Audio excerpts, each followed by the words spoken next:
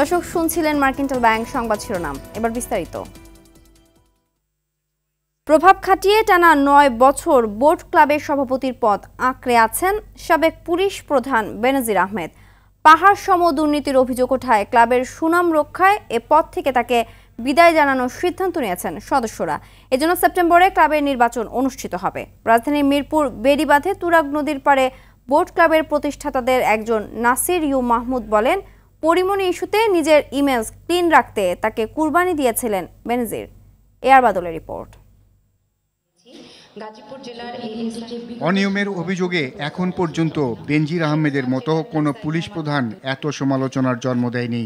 সরকারের পাশাপাশি সুনাম নষ্ট করেছেন দেশের। সমাজকে শান্তিপূর্ণ রাখার জন্য পরিমণি ইস্যুতে প্রথম আলোচনায় আসে বোট ক্লাব।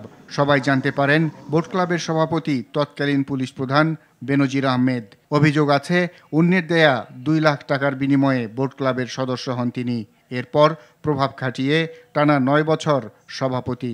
তার দাপটে কেউ টু শব্দ করার সাহস পায়নি। পরিমণি ইস্যুর পর মৌখিকভাবে বহিষ্কারের শিকার হন নাসির ইউ মাহমুদ। দেয়া হয় হুমকি, চলে মানসিক নির্যাতন। বহিষ্কারের কোনো চিঠি আমি আজ পর্যন্ত পাইনি এবং আসলে বহিষ্কার করেও নাই। উনি আমাকে লোকজনকে দিয়ে থ্রেট করাইছেন যে আমি যদি ক্লাবে যাই তাহলে উনি সিকিউরিটি দিয়ে আমাকে উঠায় নিয়ে যাবেন, রাস্তায় ছুঁড়ে মারবেন, বা সত্য ঘটনা তুলে ধরার বদলে উল্টা আমাকে পানিশ করা হলো যে আমি যাতে ক্লাবে ঢুকতে না পারি। নাসির মাহমুদ বলেন, পরিমণি আলোচনায় আসার জন্যই এমন ঘটনা ঘটিয়েছিলেন। আর সুযোগটি কাজে লাগায় বেনজির বিরোধী শিবির। দুইটা জিনিস কাজ করছে। একটা হলো বেনজির সাহেবের শত্রু যারা আছে তারা হয়তো এটাকে কাজে লাগাইছেন। আবার আরেকটা বিষয়, ও এটা লুফে নিছে হয়তো বা ওই কারণে যে তার যে নায়িকা হিসাবে, বদনামতো একটা নাম, নায়িকা হিসাবে যে তার এটা কাটতি পাওয়া। দুর্নীতির অভিযোগ প্রমাণিত হলে বোট ক্লাবের সদস্য পদ হারাবেন সাবেক এই পুলিশ প্রধান, এমনটাই জানান ক্লাবের সদস্যরা। বেনজির সাহেব তার এটাকে সিকিউর করার জন্য এমনকি আমাদের ২-১ স্টাফকে ডেকে নিয়ে ম্যাজিস্ট্রেটের সামনে 164 বলে এটা ওদেরকে দিয়ে মিথ্যা সাক্ষী দেওয়া হয়েছে। AR বাদল, RTV, ঢাকা। ঝিনাইদহ ৪ আসনের সংসদ সদস্য আনোয়ারুল আজিম আনার হত্যার মাস্টারমাইন্ড তারই বাল্যবন্ধু ও ব্যবসায়িক পার্টনার আখতারুজ্জামান শাহীন। গলায় গলায় ভাব থাকা বাল্যবন্ধুকে শুধুই ব্যবসায়িক দ্বন্দ্ব নাকি আন্ডারওয়ার্ল্ডের হাত বদলে হত্যা, প্রশ্ন এখন জনমনে। অনেকের দাবি সোনা চোরাচালান আর হুন্ডির ব্যবসার দ্বন্দ্বেই এই খুন। ঝিনাইদহ প্রতিনিধি শিপলুজামানের তথ্য ছবিতে ইমরুল কায়েসার রিপোর্ট। সংসদ সদস্য আনারুল আজিম আনার হত্যার মাস্টারমাইন্ড হিসেবে বাল্যবন্ধু ও ব্যবসায়িক পার্টনার আখতারুজ্জামান শাহীনের নাম উঠে আসার পরই একে একে বের হয়ে আসছে থলের বিড়াল। মূল হোতা শাহীন যুক্তরাষ্ট্রের পাসপোর্টধারী হলেও মাঝে মধ্যেই আসতেন ঝিনাইদহের কোটচাঁদপুরের নিজ এলাকায়। ছিল ক্ষমতার দাপট, ভাইকে পৌর মেয়র বানিয়ে চালাতেন নিজে। কালো টাকা ও ক্ষমতার অপব্যবহার করে এলাকায় তৈরি করেছেন ৪০ বিঘার বিলাসবহুল বাগান বাড়ি, যেখানে অবাধ যাতায়াত ছিল রাজনৈতিক নেতা ও প্রশাসনের কর্মকর্তাদের। অবাধেই চলত আন্ডারওয়ার্ল্ডের কার্যক্রম। স্থানীয়রা জানায়, শাহীনের এই বাগানবাড়িতে অন্ধকার জগতের ব্যবসার লেনদেন হতো। গভীর রাতে নিয়মিত লেনদেন হতো চোরাচালানের। পাচার হতো সোনা ও হীরার চালান। ধারণা করা হচ্ছে সোনা চোরাচালান আর হুন্ডির ব্যবসার দ্বন্দ্বেই এমপি আনারকে হত্যা করা হয়েছে। এখানে বিভিন্ন ধরনের মেশিন নিয়ে আসা যাওয়া করতো। স্বর্ণের বার নিয়ে তার সাথে কিছু মনে হয় হয়তো দ্বিধাদ্বন্দ্ববাজের ধরে তাকে এইভাবে নৃশংসভাবে হত্যা করেছে। শাহীন মিয়ার দেশে আইনি আওতায় এনে সুষ্ঠু একটা বিচার আমরা চাচ্ছি। এমপি আসলে কিলার, পাকাপোক্ত কিলারে ফাঁসি চাই।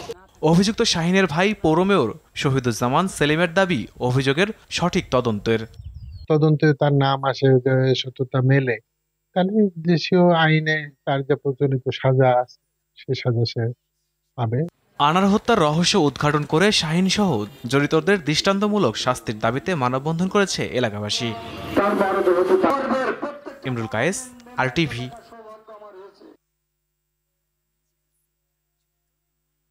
ঘূর্ণিঝড় রেমালের তাণ্ডবে বরগুনার পাথরঘাটার প্রায় ৩০,০০০ পরিবার বিদ্যুৎ বিচ্ছিন্ন হয়ে পড়েছে। কবে নাগাদ পরিস্থিতি স্বাভাবিক হবে সে বিষয়ে কোনো আশ্বাস দিতে পারেনি কর্তৃপক্ষ। এমন অবস্থায় মানুষের জীবন আরও দুর্বিষহ হয়ে উঠেছে। বরগুনার পাথরঘাটা প্রতিনিধি তাওহিদুল ইসলাম শুভ রিপোর্ট জানাচ্ছেন নাদিরা সুলতানা। প্রাকৃতিক দুর্যোগ আসলে উপকূলবাসীর দুঃখের যেন সীমা থাকে না। উপড়ে গেছে বিদ্যুতের খুঁটি, ছিঁড়ে গেছে তার, এমনকি সঞ্চালন লাইনেও ভেঙে পড়েছে গাছপালা। এতে উপকূলীয় বরগুনার পাথরঘাটা সদর ইউনিয়ন সহ 30,000 গ্রাহকের বিদ্যুৎ সরবরাহ বন্ধ আছে। ভোগান্তিতে পড়েছেন তারা। এমনিতে ঝড় যে ক্ষত রেখে গেছে তাতেই মানুষের জীবনযাত্রা ব্যাহত হচ্ছে। এর মাঝে এক সপ্তাহের বেশি সময় বিদ্যুৎ না থাকায় জনমনে ক্ষোভ আর অস্বস্তি বিরাজ করছে। অনেকে মোবাইল ও লাইট চার্জ দিতে ভিড় করছেন জেনারেটরের দোকানে। বন্যা গেছে আপনার 26-27 তারিখ, তবু আমাদের এই লাইনে কারেন্ট নাই, তো বাজারে নাই। পাথরঘাটা সদর ইউনিয়নের বিদ্যুৎটা আসতে 2 দিনের ভিতরে সম্ভব। মেইন লাইন রাস্তায় পড়ে রয়েছে, গাছের কোনো সমস্যা নাই, কারণ গাছ যারটা সেই পরিষ্কার করে দিচ্ছে। ডায়াগনস্টিক সেন্টার যেসব ক্লিনিক আছে, এইসব ক্লিনিকে ইমার্জেন্সি যে পিরিয়ডে যে অপারেশনগুলো করতে হয়, অপারেশনের সময় বিদ্যুৎ না থাকলে অপারেশন করা একদমই অসম্ভব। পাথরঘাটায় কোনো জায়গায় এখন পর্যন্ত বিদ্যুৎ নাই। তারা চেষ্টা করতেছে যে শহর এলাকায় আপাতত একটু বিদ্যুৎ দেবে। ক্ষতিগ্রস্ত বিদ্যুৎ লাইন মেরামতে কাজ করছে বিদ্যুৎ বিভাগ, তবে সার্বিক পরিস্থিতি স্বাভাবিক হতে কিছুটা সময় লাগবে। এটা ধরেন সম্পূর্ণ লাইন করতে মিনিমাম 15 দিন লাগবে, যেটা একেবারে এন্ড পর্যন্ত যায়। ঝড়ের সঙ্গে যুদ্ধ করে বাঁচতে হয় উপকূলবাসীর। বর্তমান সময়ে বিদ্যুৎ ছাড়া যেন জীবন অচল। উন্নত জীবনের ছোঁয়ায় তাদের জীবনও আলোকিত হয়ে উঠবে, এটাই সবার চাওয়া। নাদিরা সুলতানা, RTV। বাংলাদেশ সহ বিভিন্ন দেশের অভিবাসী কর্মীদের সঙ্গে কথা বলেছেন মালয়েশিয়া সফররত জাতিসংঘের মানবাধিকার বিষয়ক হাই কমিশনার ভলকার তুর্ক। স্থানীয় সময় রোববার সফরের প্রথম দিনে রাজধানী কুয়ালালামপুরে অধিকার বঞ্চিত কর্মীদের নানা সমস্যার কথা শোনেন হাই কমিশনার ভলকার তুর্ক। এ সময় মালয়েশিয়ায় এসে নানাভাবে প্রতারণার শিকার অভিবাসী কর্মীদের পাশে দাঁড়ানোরও আশ্বাস দেন তিনি।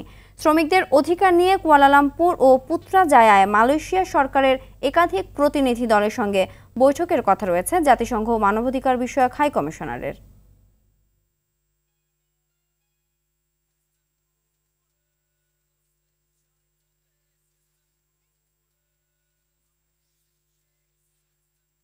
দর্শক, এই বিষয়ে আরও জানাতে মালয়েশিয়া থেকে সরাসরি যুক্ত হচ্ছেন সহকর্মী মোস্তফা ইমরান রাজু। রাজু, মালয়েশিয়ায় এসে প্রতারণার শিকার বাংলাদেশ সহ বিশ্বের অন্যান্য দেশের কর্মীদের বিষয়ে সবশেষ কি তথ্য আছে আপনার কাছে জানাবেন?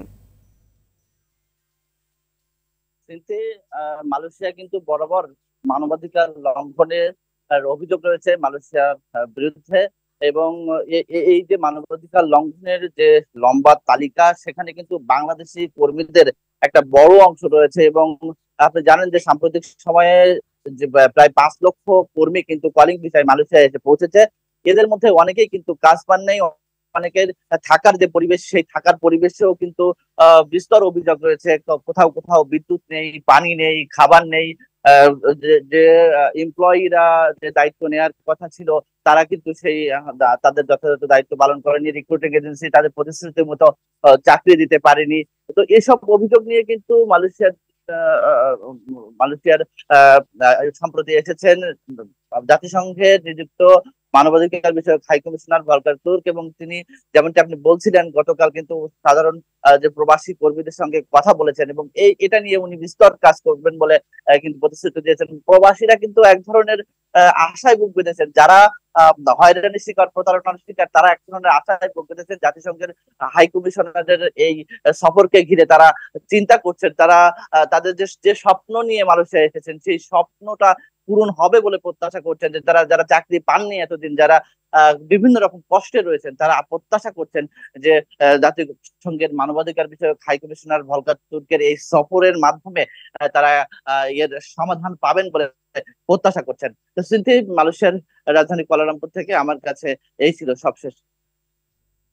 ধন্যবাদ।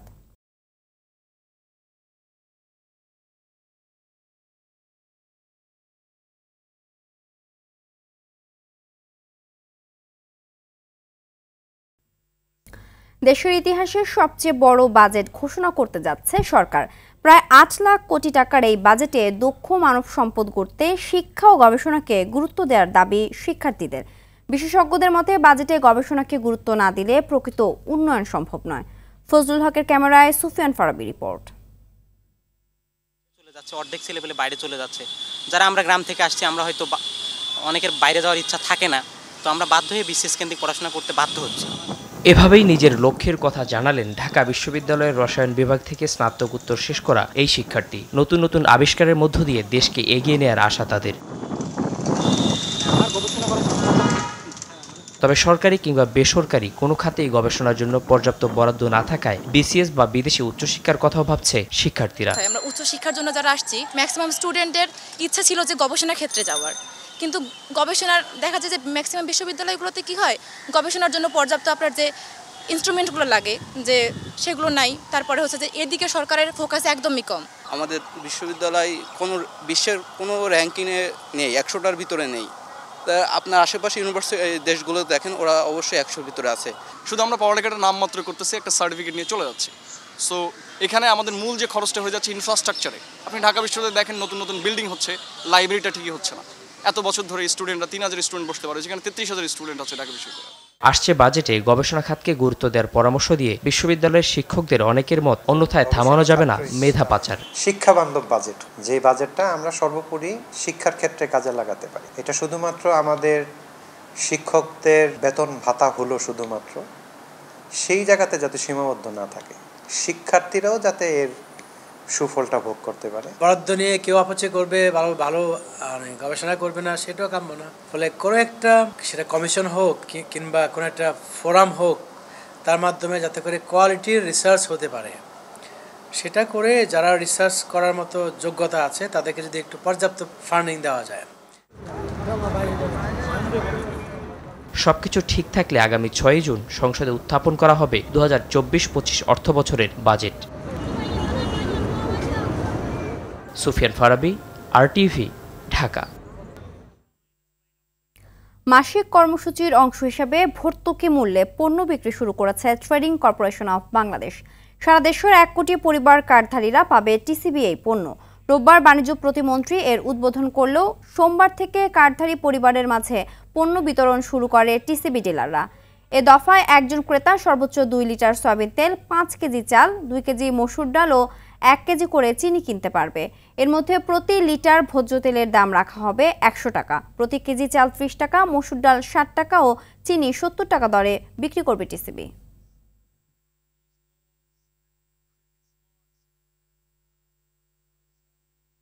দর্শক, এই মুহূর্তে তেজগাঁও টিসিবি গোডাউন থেকে সরাসরি যোগ দিচ্ছেন সহকর্মী দীপ্ত চন্দ্রপাল।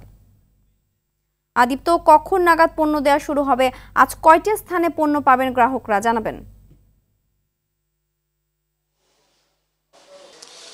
সিনথিয়া, আপনি যেমনটি বলছিলেন যে গতকাল কিন্তু শনিবার ছিল, শনিবারেই আসলে যে গতকালকে বাণিজ্য প্রতিমন্ত্রী টিসিবির যে পণ্য সেটি কিন্তু এই জুন মাসে উদ্বোধন করেছে। জুন মাসে কিন্তু প্রায় 1 কোটি পরিবার কিন্তু এই টিসিবি পণ্য পাবে এবং আজ কিন্তু তারপর থেকেই কিন্তু আসলে যে ডিলাররা রয়েছেন তারা কিন্তু ব্যাংকে আসলে টাকা জমা দিয়েছেন এবং সেই ডিও লেটার আসার পরে কিন্তু আজকে আপনি দেখছেন যে এই টিসিবির গোডাউনে কিন্তু ট্রাকে ট্রাকে মাল লোড করা হচ্ছে এবং এইখানে একটু বলে রাখি, ডিলাররা আসলে ট্রাকে এখন মাল লোড করছেন এবং তারপরে কিন্তু মাল পাওয়ার পরেই কিন্তু আসলে তারা তাদের নির্দিষ্ট যে স্পট রয়েছে সেখানে যাবেন এবং তারপরে কিন্তু গ্রাহকদের মাঝে আসলে তাদের যে কাঙ্ক্ষিত পণ্য সেটি কিন্তু বুঝিয়ে দেওয়া হবে।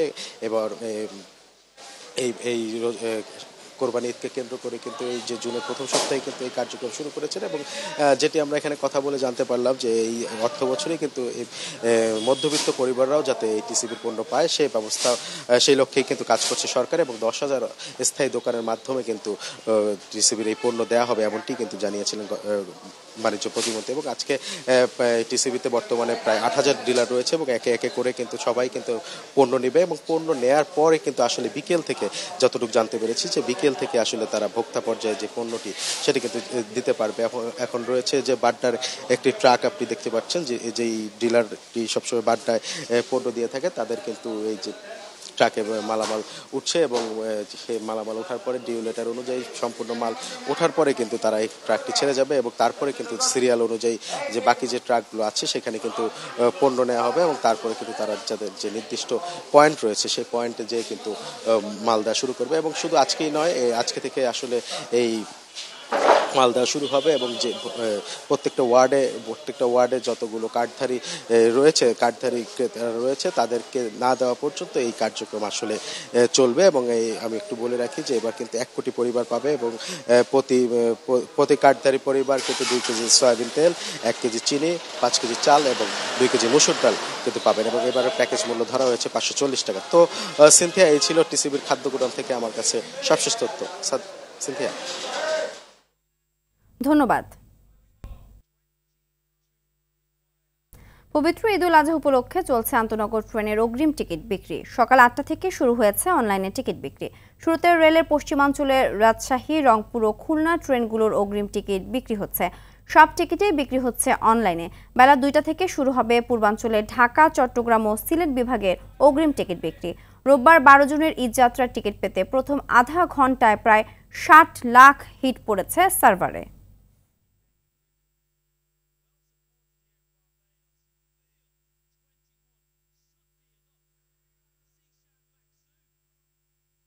অনেক সময় থেকে ট্রাই করলাম, প্রথমে দেখলাম যে টিকিটগুলো আছে 8টা 10টা করে আছে, কিন্তু যখনই ওই পেমেন্টের কাছে যাই পেমেন্ট নেয় না, ব্যাগ আসার সঙ্গে সঙ্গে দেখা সব 0 8টা 2 মিনিট আগে থেকে ঢুকতেছি, ওখানে লেখা আছে 8টার দিকে সাথে সাথে ঢুকছি, 2 মিনিট 3 মিনিটে সব শেষ টিকিট না পাই। আমি এখানে আসলাম সরাসরি, আমি সরাসরি কাটবো টিকিট। এখানে আসলাম, এখানে জিজ্ঞাসা করলাম যে 13 তারিখে আবার টিকিট লাগবে, দিনাজপুর বা রংপুর বা ঠাকুরগাঁ বা পঞ্চগড় হলেও চলবে। আমার বলতেছে টিকিট নাই, 13 তারিখে টিকিট নাই। আমি অনলাইনে খুঁজে, অনলাইনে তো নাই।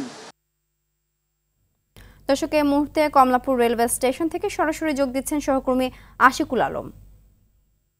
আশিক, ট্রেনের আগাম টিকিট বিক্রির কি কি তথ্য আছে আপনার কাছে? এছাড়া সার্ভারে কোনো জটিলতা আছে কিনা জানাবেন।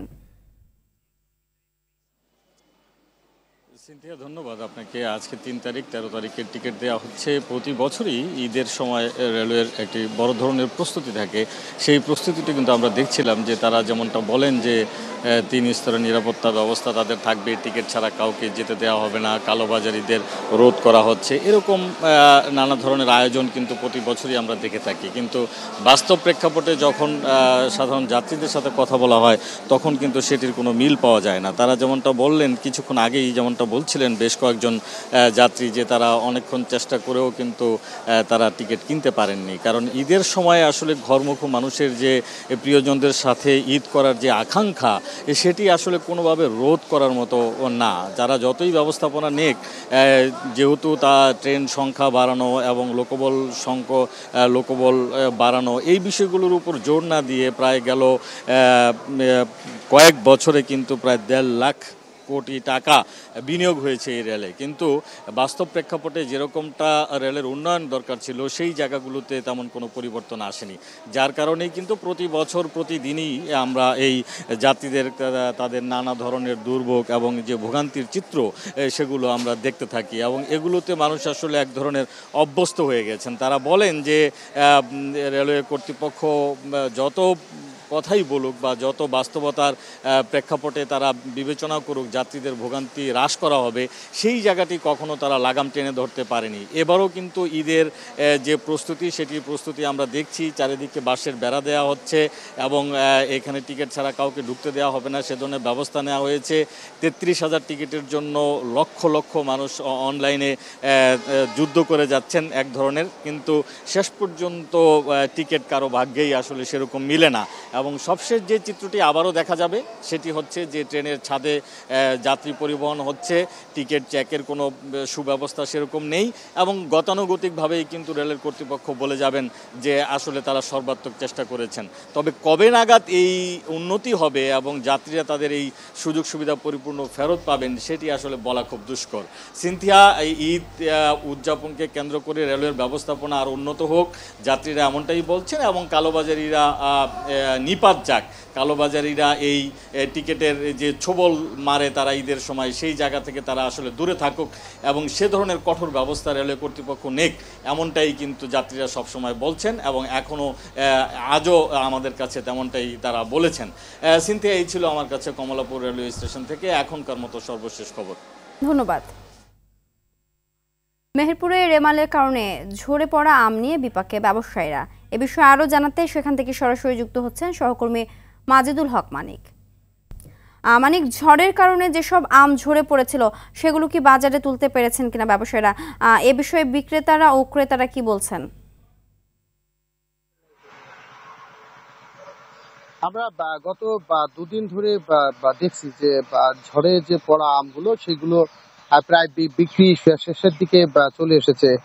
আপনারা নিশ্চয় জানেন যে মেহেরপুরে যে আম বাগানগুলো আছে, যেখানে বিশেষ করে মেহেরপুরের সুস্বাদের হিমসাগর আম, যেটা দেশ জোড়া সুনাম রয়েছে, সেই আমটা হচ্ছে সরবরাহ শুরু হয়েছে মে মাসের 26 তারিখ বা 26 থেকে 29 তারিখের মধ্যে।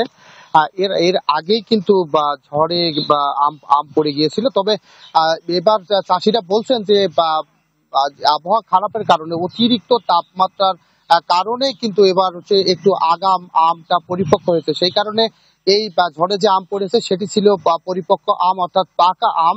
আর যে কারণে এটা কাস্টমার পর্যায়ে যদি বা ভোক্তা পর্যায়ে এই আমটা গ্রহণ করতে কোনো রকম কোনো অসুবিধা নেই, এটি নিশ্চিত করেছে কৃষি বিভাগ।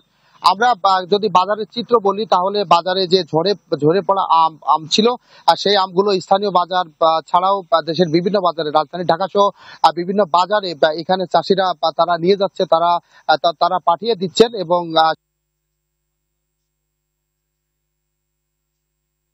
ঝরে পড়া আমের কারণে চাষিরা যে ক্ষতিগ্রস্ত হয়েছেন, তারা সেই আমটা 50 থেকে 70 টাকার মধ্যে কেজিতে তারা বিক্রি করেছেন। তবে যে এখানে যে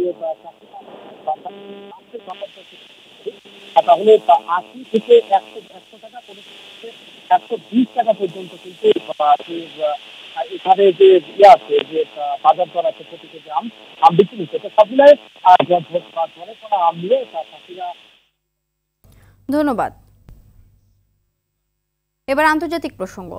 রাশিয়াকে চীনের সমর্থন ইউক্রেন যুদ্ধকে দীর্ঘায়িত করবে বলে মন্তব্য করেছেন ইউক্রেনের প্রেসিডেন্ট ভলোদিমির জেলেনস্কি। গতকাল সিঙ্গাপুরে এশিয়া প্রশান্ত মহাসাগরের দেশগুলোকে আসন্ন ইউক্রেন শান্তি সম্মেলনে যোগ দেওয়ার আহ্বান জানানোর সময় জেলেনস্কি এ মন্তব্য করেন। এ সময় রাশিয়া এ সম্মেলন ভেস্তে দেওয়ার চেষ্টা করছে বলেও অভিযোগ করেন তিনি। আসছে 15 ও 16 জুন সুইজারল্যান্ডের ইউক্রেন নিয়ে আন্তর্জাতিক শান্তি সম্মেলন হওয়ার কথা রয়েছে। তার আগে এই বৈঠক হচ্ছে। এ সময় চীন এবং যুক্তরাষ্ট্রের প্রতিরক্ষা প্রধানরাও উপস্থিত ছিলেন। তবে চীন এই অভিযোগ অস্বীকার করেছে।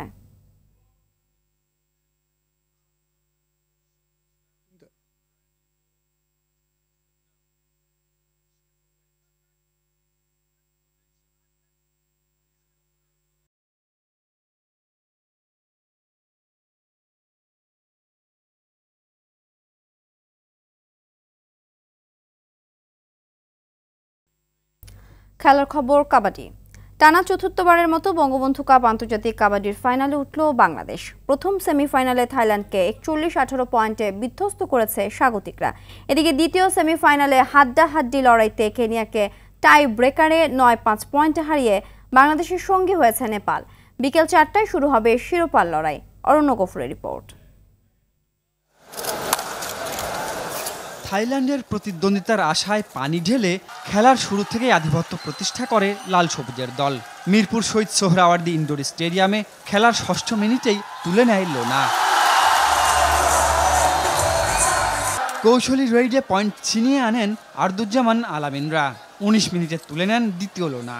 23-8 পয়েন্টে এগিয়ে থেকে বিরতিতে যায় বাংলাদেশ।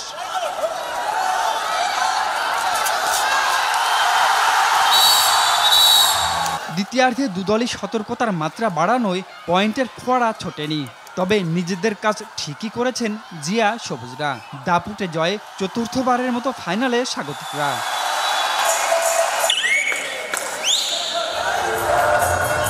গেল আসরের মতো সেমিফাইনালে একই প্রতিপক্ষ, ফলাফলও অভিন্ন। এবার তাই টানা চতুর্থ শিরোপায় চোখ ম্যাচ সেরা স্বাগতিক অধিনায়কের। থাইল্যান্ডকে কিন্তু আমরা শক্ত প্রতিপক্ষই মনে করেছিলাম। আমরা মনে করেছিলাম এটাই আমাদের ফাইনালের মতো, যেহেতু নকআউট পর্বের খেলা, এটা হেরে গেলেই তো বাদ। তো থাইল্যান্ডকে আমরা কিন্তু অনেক ভালো টিম মনে করেছিলাম। এত ভালো আমরা খেলতে পারবো সেটা আমার ধারণা ছিল না। তো শুরু থেকেই ম্যাচ আমাদের নিয়ন্ত্রণে ছিল। আমাদের সবাই ভালো খেলার কারণে আমরা এত সহজ জয় পেয়েছি। অবশ্যই আমি চাইবো আমার নেতৃত্বে বাংলাদেশ যেন শিরোপাটা ঘরে তুলতে পারে এবং সেটার জন্য আমার জন্য স্মরণীয় হয়ে থাকে, যেহেতু এটা আমার লাস্ট টুর্নামেন্ট। এদিকে নেপাল কেনিয়ার সেমিফাইনাল আগুন ঝরায় ম্যাটে, যেখানে আফ্রিকান শক্তির সঙ্গে কৌশলের মিশেলে প্রথমার্ধে 27-20 পয়েন্টে এগিয়ে যায় কেনিয়া। দ্বিতীয়ার্ধে দারুণভাবে ঘুরে দাঁড়ায় নেপাল। সমর্থক আধিক্যের সঙ্গে শেরপার লড়াকু মানসিকতা পুঁজি করে খেলা শেষ করে সমতায়।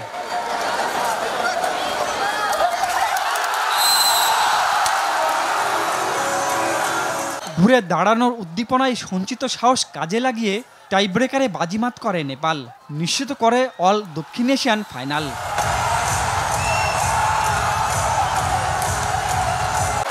অরণ্য Gafur, RTV, Dhaka. Football. FIFA আন্তর্জাতিক নারী প্রীতি ম্যাচে চাইনিজ তাইপের মুখোমুখি হবে বাংলাদেশ। বসুন্ধরা কিংস অ্যারেনায় সন্ধ্যা 6টায় শুরু হবে ম্যাচটি। 5 মাস পর মাঠে নেমে চাইনিজ তাইপের কাছে প্রথম ম্যাচে 4-0 গোলে বিধ্বস্ত হয় বাংলাদেশের মেয়েরা। সেই ক্ষত ভুলে এই ম্যাচে ঘুরে দাঁড়াতে চায় সাবিনা মাসুরারা। যদিও চাইনিজ তাইপে থেকে শক্তির বিচারে অনেকটাই পিছিয়ে বাংলাদেশ। এদিকে প্রথম ম্যাচে বড় জয় নিয়ে বেশ ফুরফুরে মেজাজে সফরকারী নারীরা। এই ম্যাচেও সেই ছন্দটাই ধরে রাখতে চাইবে চাইনিজ তাইপে।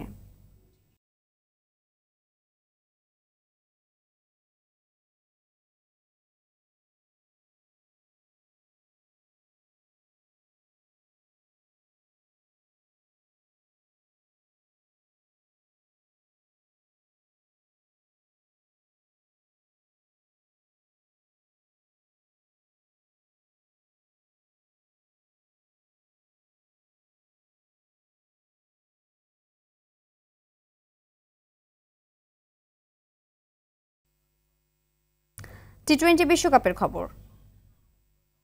নাটকীয় ম্যাচে ওমানকে সুপার ওভারে 11 রানে হারিয়ে টি-20 বিশ্বকাপ আসরে প্রথম জয় তুলে নিয়েছে নামিবিয়া। কেনসিংটন ওভালে টস হেরে ব্যাট করতে নেমে 109 রানে গুটিয়ে যায় ওমান। জবাবে খেলতে নেমে নির্ধারিত ওভারে 6 উইকেটে নামিবিয়াও করে 109 রান।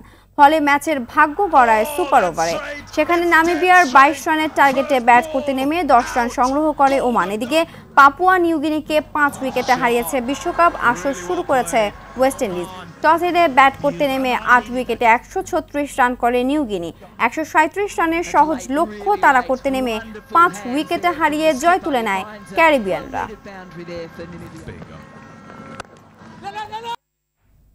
এদিকে টি-20 বিশ্বকাপের ডি গ্রুপের হাই ভোল্টেজ ম্যাচে রাতে মুখোমুখি হবে শ্রীলঙ্কা ও দক্ষিণ আফ্রিকা। নিউ ইয়র্কের নাসৌ কাউন্টি আন্তর্জাতিক ক্রিকেট স্টেডিয়ামে ম্যাচটি শুরু হবে রাত 8:30টায়। টি-20 বিশ্বকাপে দু দলের 4 দেখায় 3 বার জয় পেয়েছে দক্ষিণ আফ্রিকা। এই ম্যাচেও সেই দাপটটাই ধরে রাখতে চায় প্রোটিয়ারা। এদিকে টি-20তে বিশ্বকাপের প্রস্তুতিটা ভালোভাবেই সেরেছে শ্রীলঙ্কা। ইতিহাস ভুলে জয় নিয়ে বিশ্ব আসর শুরু করতে চায় লঙ্কান সিংহরা।